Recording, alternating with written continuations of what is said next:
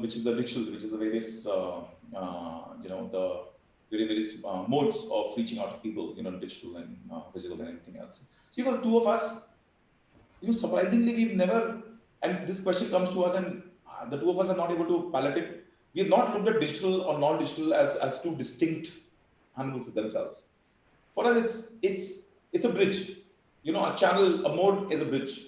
I have a consumer who's sitting, who has his needs, which are physical needs, functional needs, and he has needs which are emotional needs.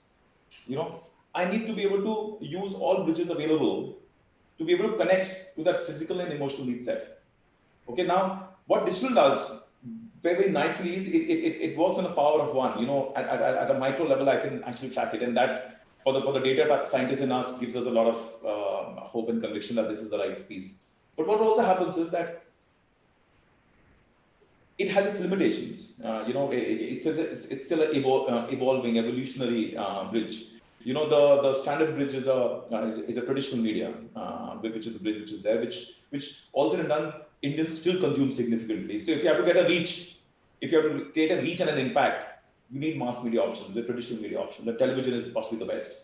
If you have to connect emotionally, we believe the best media, I believe the best media is television, which is slightly larger than life and be able to connect emotionally.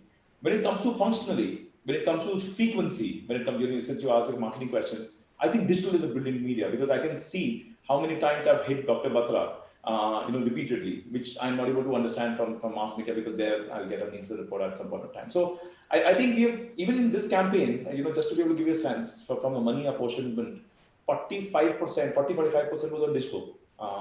People may not realize it, but we actually selected some 11 platforms and we said we'll only go after those 11 platforms to be able to create a bridge. And both the sides were looking at reach. Heavily digital was also looking at frequency, whereas the mass media was creating the appeal at the emotional level. So when we took out the clarion call of Hai Taiyar Hum, which is verifying anything thought, we said that we heavily use a functional emotional platform, and we took the music as a singular stream. And if you see, we've actually gone live with Jio Savan. Jio Savan is listed us, Ghana is listed us, Wink is listed us. We are then YouTube. And obviously we were playing, we played some 25,000 spots in television channels across genre. And I do not know whether you're aware of it and your viewers are aware of it. We were the first brand who actually came with a Hindi Punjabi mix song, which was Hai Taiyar Hum, which was sung by Duran sisters. And I should have listened to it before it, but I'm going to say honestly, I haven't, but I'm curious. And I promise you, I will listen to it after this. Please do, and give us. Get my kids to listen to it. My wife. I have, by the way, Exchange for Media is a business of music site called loudest.in.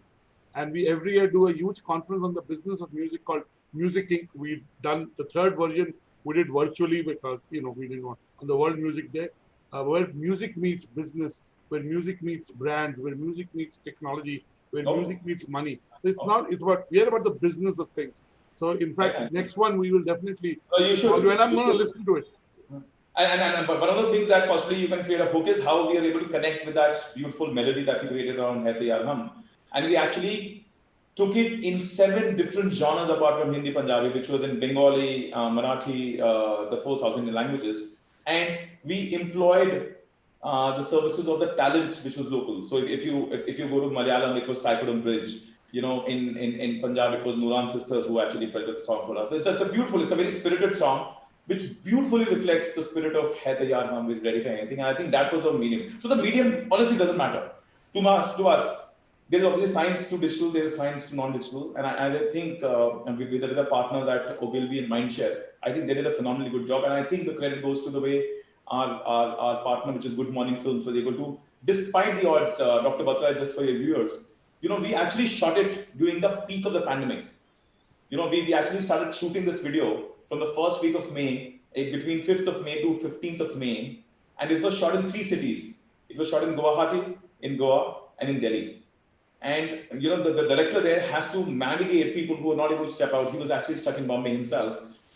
Getting music arranged with Nuran sisters, composing with Abhishek Arora, getting it lyricized by Shailendra Singh, composing it, and the two of us are reasonably tough taskmasters, so we didn't want to agree to even a single point being up and down.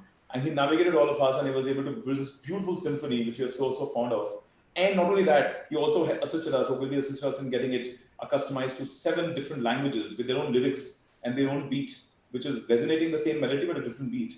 And I think that to us, to get back to your question, digital mass media, they are just bridges. We will choose to deploy them.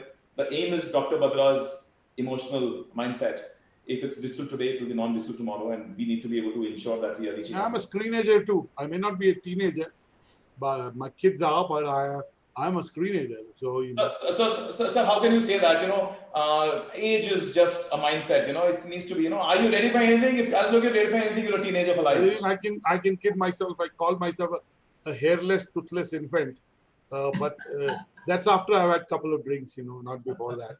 But and I'm referring to coffee before, I only drink. A lot of people call me and they say, "Oh, I'm not very fond of drinking." So you could actually have a title called Coffee with a Jat. No, actually, I'm not a Jat, but it's okay. I have lots of Jat friends. I have to tell you, I was talking to my 12-year-old son last year, and I said, Prasan, his name is Prasan. I said, Prasan, you're Punjabi. He says, no, Papa. I am from South Delhi. So Jat to bahut dur hai. So,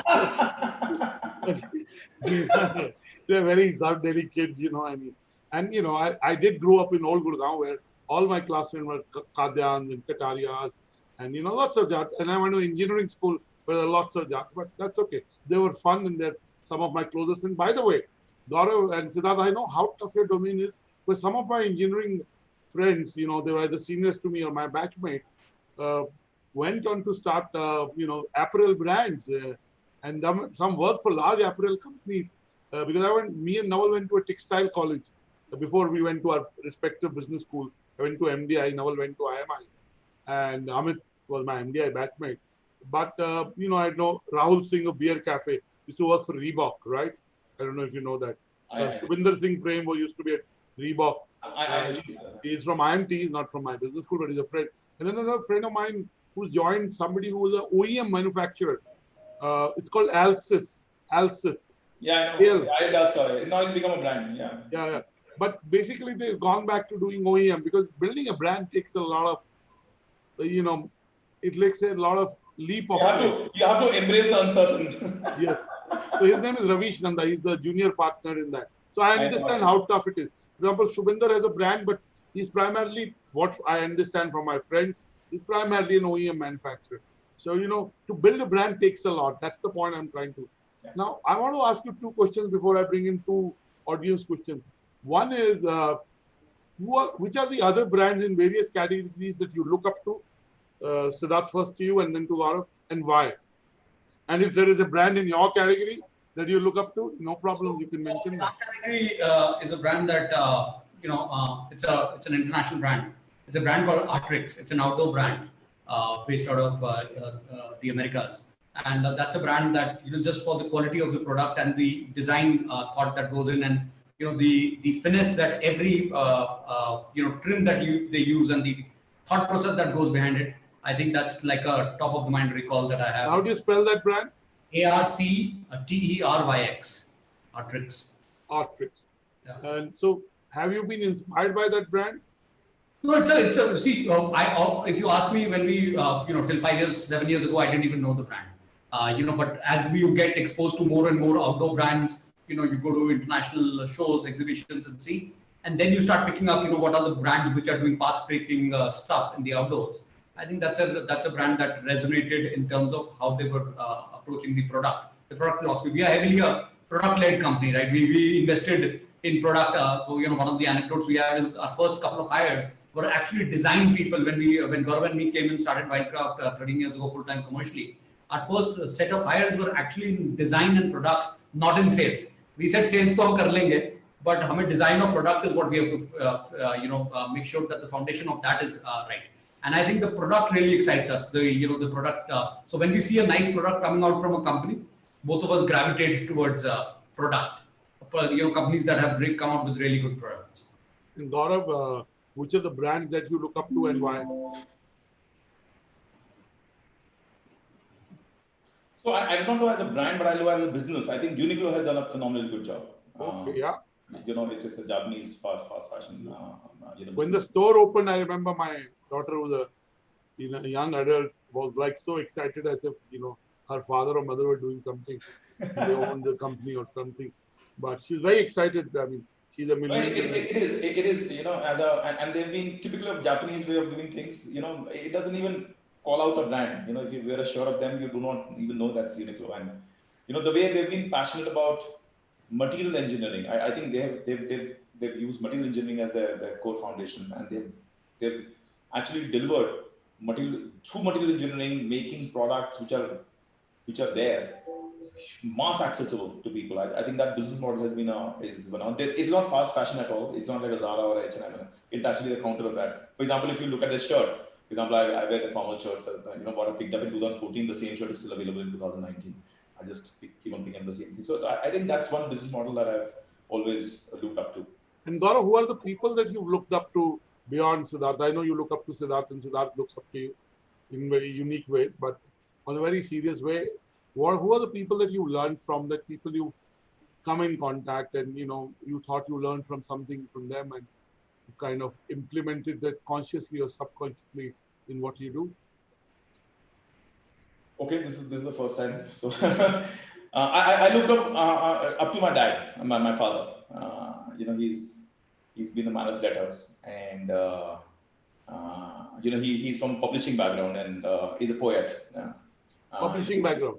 Yeah, we made it as a big publishing hub. So hence where you said Amar Ujala and Dainik Jagran and everything else. So he knows them personally, most of them. But he's also a poet, and the way he navigates the language Hindi is something I've always looked up to, and he's one I look up to, and I think that should answer the question. Sid. And Siddharth, apart from Gaurav, who do you look up to? Yeah, mine is very clear. Whenever I credit my entrepreneurial streak, I give it to my grandfather. And, this is a story I've told Gaurav also multiple times. When I was a kid at the dining table, he used to run a pharmacy shop in Shimla. I'm from Himachal, Shimla, right? And, he used to spend time with his grandchildren, but he used to be on phone in those days, I'm talking early 80s, with his sons, which is my dad and all, asking ki aaj ka score kya hai? What is the sale that you've done today? That used to be the score.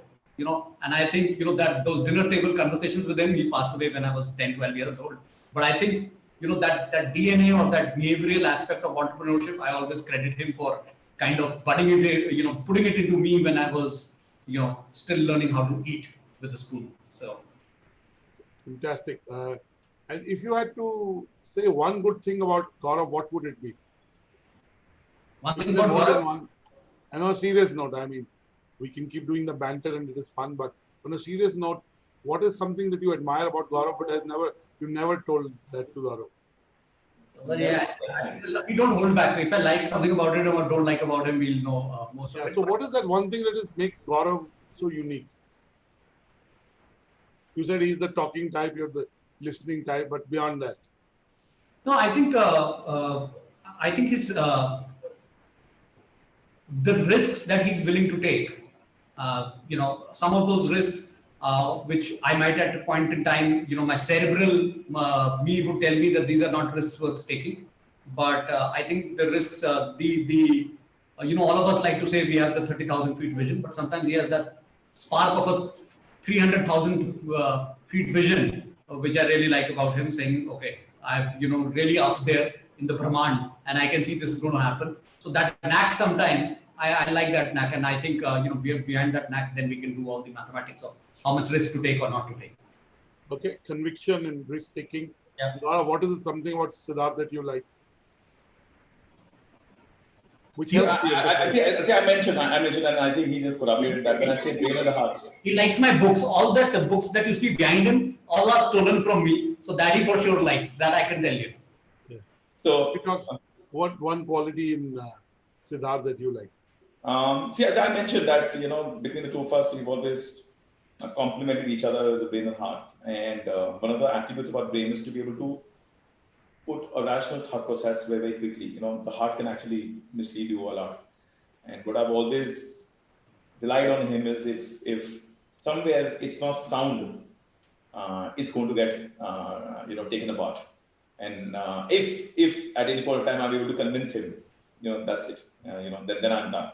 So that I think he takes time to get convinced, but the fact that he gets convinces me even more. So I think I really like that he's thorough. He's not somebody who just say chalo karke dekhte hain. He's thorough. He'll not let us sit in and sleep in peace if it's not thorough.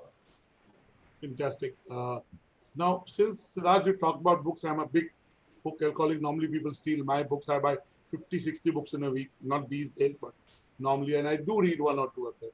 But I kind of feel that if I hoard them, they'll get into my head and I'll be wise. But I'm working on it for many years. Someday I'll be wise. Maybe when I grow up, like I want to be like both of you and be wise. But that's some fun. But what if you have to recommend one book or two books, Siddharth, that you read recently or in your journey have helped you, what would those be? Okay, so let me tell you, recently, what you do is who you are, Ben Horowitz, venture capital guy, A16Z. I read all his books. I read his book, The Hard Things of Hard Things. Hard things and Hard Things about Hard Things. That was awesome. Yeah. I was looking for it because I'm a book alcoholic. You can do a book quiz with me. ये जो book ये मेरे से चुराई है इसमें if you see the post-it notes, so they are my handwritten post-it notes in that book. So that's one that I read recently. I've not read this one though. Yeah, I've not read this one. I like it. I read something by a guy called Kai-Fu Lee recently, which is on AI superpower. It's on artificial intelligence and very plainly put, very easy to understand on artificial intelligence and how China is taking the lead on that. It's a guy called Kai-Fu Lee. So these are the two, at the top of my mind that I liked. On the light reading side, the couple of ones that I recently read were mostly scam-related books. One was, the $1 Billion Whale, the 1MDB scandal. So one was that. Can I tell you, I met the main character on it about 3 months back. Oh yeah, and the other one I read was on the Theranos story, Bad Blood. Yeah. In fact, she used to be. When I bought Business World, I would talk of innovation. I would put her cover of Bloomberg Business Week, Fortune 4, and I said, "We've not built a product company. Look at her, And she, the media was going rara about her, and she turned out to be a big hoax. Whichever way. One of my all-time favorites, obviously, is "Pour Your Heart Into It" by Howard Schultz. I really like it because it's come really from the heart. This was his first book. And he really wrote it from the heart on, how he was able to build a business together. So those are some of mine. And Gaurav, yours? I have one all-time favorite, which is a book on, it's a kind of philosophy about life. It's Bach's Jonathan Livingston Seagull. I've read it for 8-9 times. I gifted it to my son and he is crying, saying, "Papa, I don't read books." I gifted it to him, he said like, my daughter, on the contrary, makes up for that. But I love that book. I read it. Sometimes I go back and read that book now. Exactly. It's very, very meditative. That's my all-time favorite. And the second. It's a very short book, though. You can finish it very fast. That's the beauty of the book. Yes. And I think the second one, there's so many second, but it's by Nicholas Taleb. It's a book named Anti-Fragility. I remember reading it some 3 years back. I remember when I got it, I was, Siddharth was eyeing that book and I was just going through it gleefully. And when this pandemic situation happened, first thing which came to me was that beautiful principle of anti-fragility and how you can actually, if you're able to configure yourself to be able to configure for the anti-fragility, how you can do this. But I think it's a brilliant book for people who are struggling to navigate the ambiguity and uncertainty of the pandemic to be able to actually. So I think these 2 books is what comes to my mind. Okay. If you had to give one advice to everyone watching this, especially which is relevant in the last 120 days, what would it be? Siddharth, first you and then Gaurav.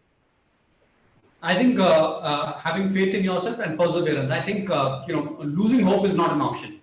Losing hope is not an option. There are always opportunities. You have to open your eyes, you have to be perseverant and look for those opportunities. You will find those opportunities. Okay. Gaurav, yours? I think I touched upon the only advice that I'll have is to get sharpen the purpose of your life.